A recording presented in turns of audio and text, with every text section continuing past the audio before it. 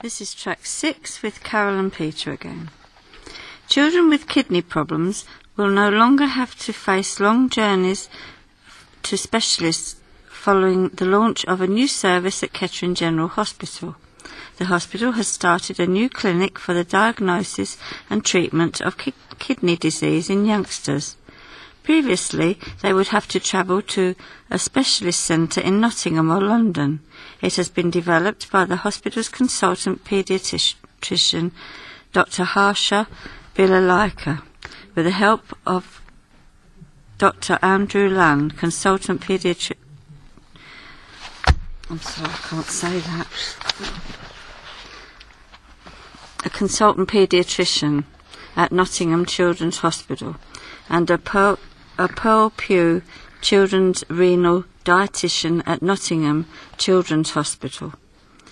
The patient to benefit was 10-year-old Charlotte Curry, who was diagnosed with dysplastic kidneys 14 months ago and has been faced regular journeys to Nottingham with Dad Lyndon and Mum Helen.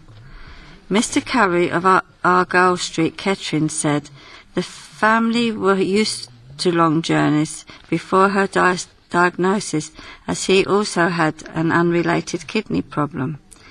He said, previously we were travelling to Nottingham every 3 months for regular monitoring and specialist advice on diet and lifestyle, which is very important for Charlotte. We didn't mind getting to the train to Nottingham, but the many people travelling to Nottingham or London for this sort of thing would be very inconvenient. As a result, Charlotte will not have to miss as many days from school, Hawthorne Primary School. Dr. Bilalika said, this is the first time we have ever had such a clinic in Kettering, and it will mean we can offer children and their parents a complete care package locally. It is 20 years since Northamptonshire County Council's record office moved to a purpose-built building at Wootton Hall Park, which is a mere blink in the eye when you consider the office preserves more than 800 years of history. Stored in its 10 miles of temperature-controlled shelving are court rolls, deeds, parish and nonconformist registers, maps, letters, diaries, accounts, minute books from clubs and associations, wills, photographs and films on everything from parchment to modern media.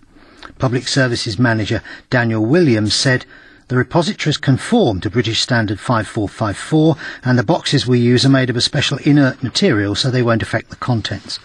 Everything we store is priceless, if not in monetary terms, in historical terms. We encourage people to come to visit us because looking at things on the internet only tells half the story. There is something wonderful about seeing an original document that mentions one of your ancestors or has their signature on it. Who do you think you are did affect the number of users we got when it first came out, but it was a bit misleading as it made it all look so easy. Most people can trace their family history back to the 1841 census quite easily, and once you start looking, though, it becomes addictive.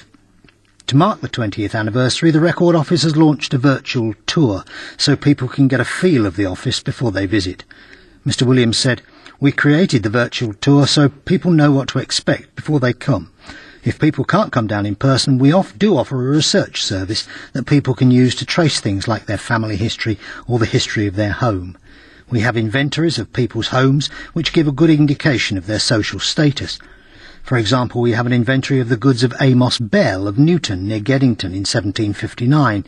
He had a small beer cellar as well as an ale cellar, a little parlour, a boarded parlour, a cheese chamber and a hop yard, and was obviously quite well to do. Often you can date a document by the style of handwriting, and they all give a fascinating insight into social history.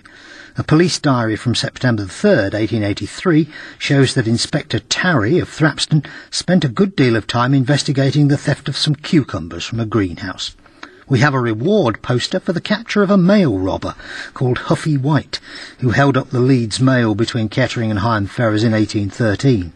The post office was offering £200 for his apprehension, and the poster describes Mr. White as looking like a horse dealer. Lots of the archives we hold are used by researchers or students who are interested in a huge range of topics. At the moment we've got a display up about the weather.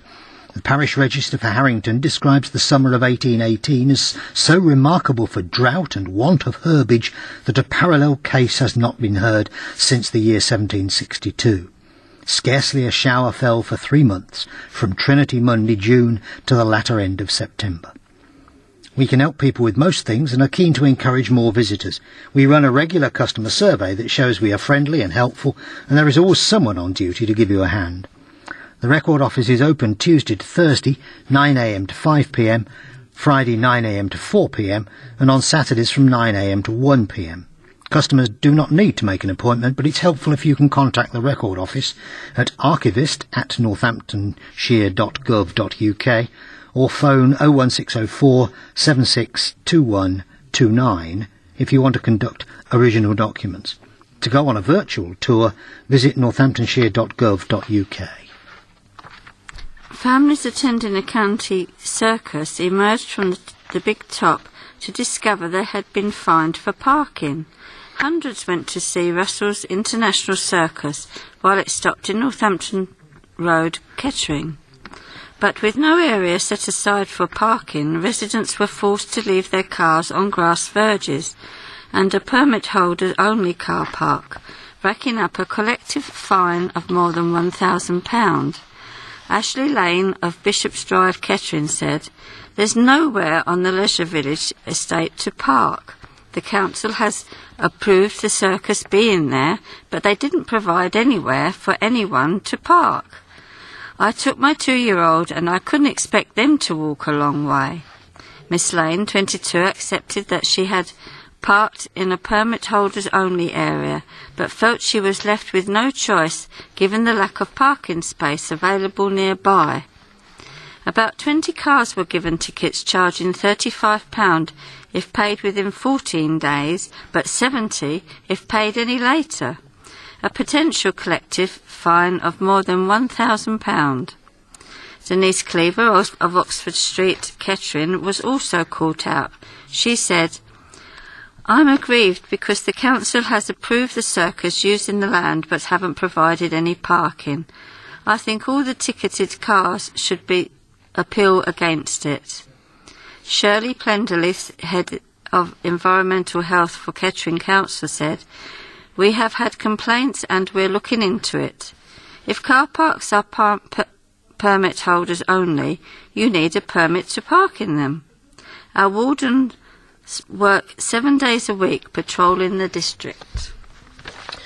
A popular band gave a warm welcome to its twin from across the Channel. Gretton Silver Band hosted a visit by a French band from the town of Drouet between Thursday and Sunday, following a visit by the Gretton Band to Drouet in 2009.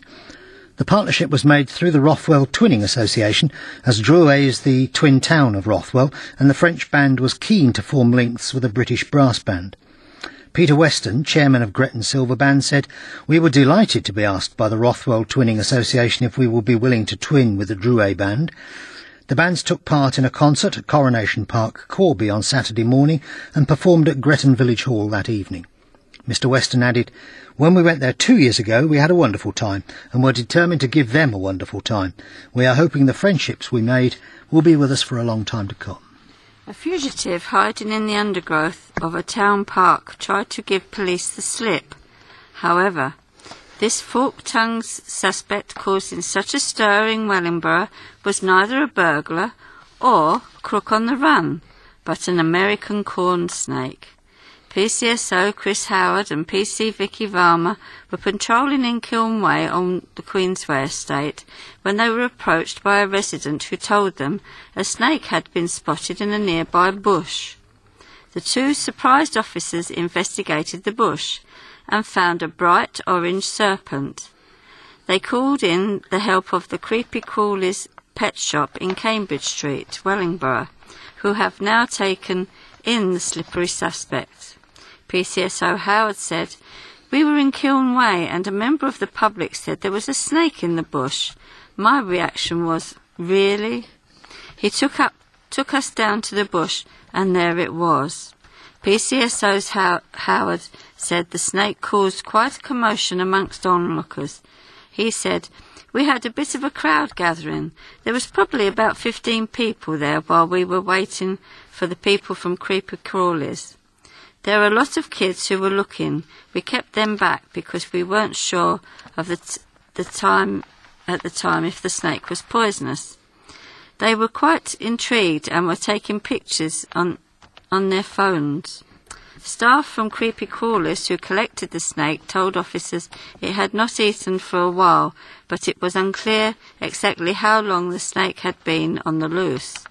It is believed the snake may be a household pet which escaped from a home or was abandoned." PCSO Howard said they had named the snake Tango after the fizzy drink because of its orange colour. It is now staying at Creepy Crawlies, living happily in the vivarium with another snake. PCSO Howard said, "It was a strange one. I can't say I have dealt with a snake before, and I certainly wasn't expecting to be dealing with that when I came into work. The two officers' encounter has now led to them being nicknamed the Snake Whisperers by colleagues after TV dog expert Cesar Millan, the Dog Whisperer." About 50 members of the public took to the stage for a community production at a town theatre. People from the Wellingborough area were invited to get involved with producing a piece of work in just a week as part of the Castle Theatre's Children and Families Festival last week. The process began the weekend before last, with rehearsals taking place every evening before the big performance of the community production on Saturday. The amateurs performed a show called Home, a musical journey following the theme of family, explored through a collection of songs from well-loved musicals. The show included numbers from Annie, Oliver, Hairspray and Les Miserables. It was directed by the Castle Theatre's artistic director Nick Ashton and gave all the participants the chance to work with a professional team. Members of the public who took part were taught performance skills and got to work backstage with 6 members of the Castle's senior youth theatre who took on roles as assistant stage managers for the production. The theatre's creative projects producer Sarah Chiswell said the members of the public who had taken part had seemed to really enjoy the experience of staging a production. She said the rehearsals were full of energy, teamwork and excitement as lyrics were learnt, steps mastered and characters created. Everyone worked so hard and creatively together. It was wonderful to see. It was even more wonderful to see new friendships form, confidence soar, and 50 members of our local community take to the stage together and perform with such gusto and enthusiasm. They have already taken to Facebook to share the fun they had and congratulate each other. So we would like to say a huge thank you to this year's community cast and the audience who came to support it.